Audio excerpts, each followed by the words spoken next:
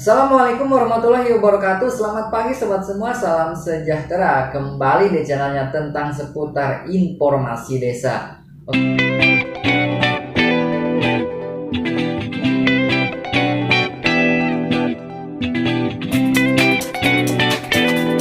Oke, masih hangat ya berita. Ini tidak sedikit beritanya mengenai Abdesi mendukung 3 periode untuk presiden.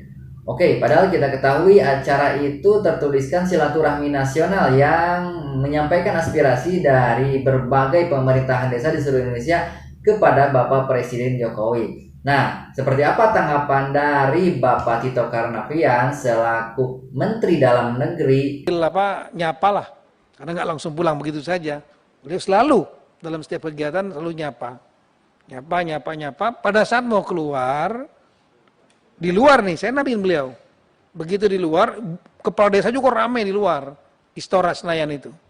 Ada yang teriak-teriak, Pak, 3 periode Pak ya, 3 periode. Pak Jokowi hanya senyum saja masuk mobil.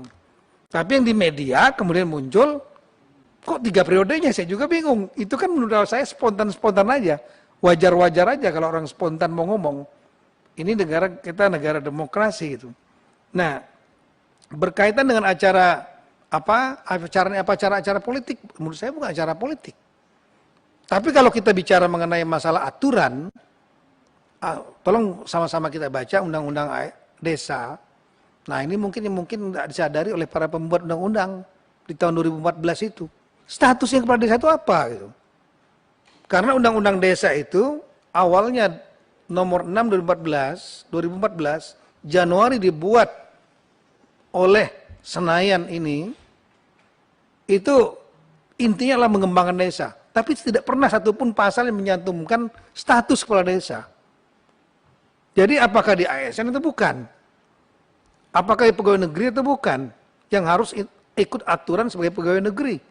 Yang nggak boleh berpolitik praktis misalnya. Nggak ada. Kita udah baca undang-undangnya. Nggak ada. Tadi saya diskusi lagi sebelum ke sini, pagi-pagi. Nggak ada.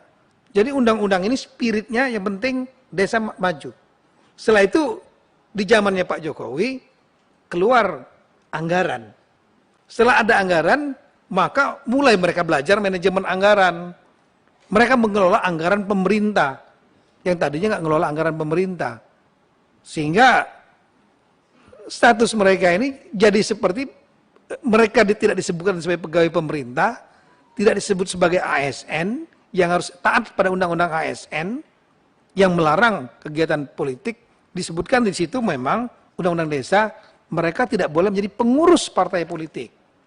Ini saya baca di pasal 29, satu-satunya yang mengatur mengenai masalah politik bagi mereka, yaitu tidak boleh menjadi, yang dilarang pasal 29, tidak boleh menjadi pengurus partai politik.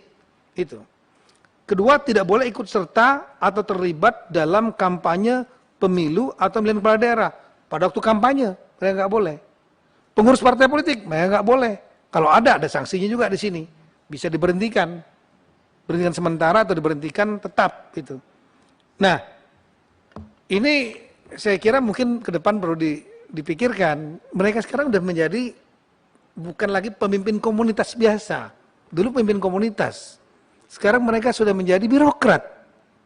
Oke, yang menjadi titik poin tadi, Menteri Dalam Negeri menyebutkan kepala desa ini tidak sebagai ASN ya, ASN atau PNS ataupun P3K ini tidak sebagai seperti itu ya. Undang-Undang Desa Nomor 6 Tahun 2014 tidak mengaturnya secara spesifik seperti itu ya. Nah, jadi sah-sah saja. Tetapi yang perlu diingat, apabila melaksanakan kampanye ataupun menjadi anggota dari partai politik itu tidak boleh ya, bisa diberhentikan sementara dan bisa diberhentikan. Seperti itu ya sobat.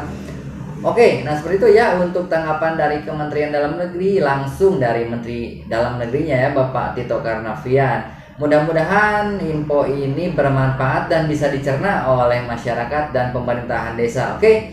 Wassalamualaikum warahmatullahi wabarakatuh. Ciao.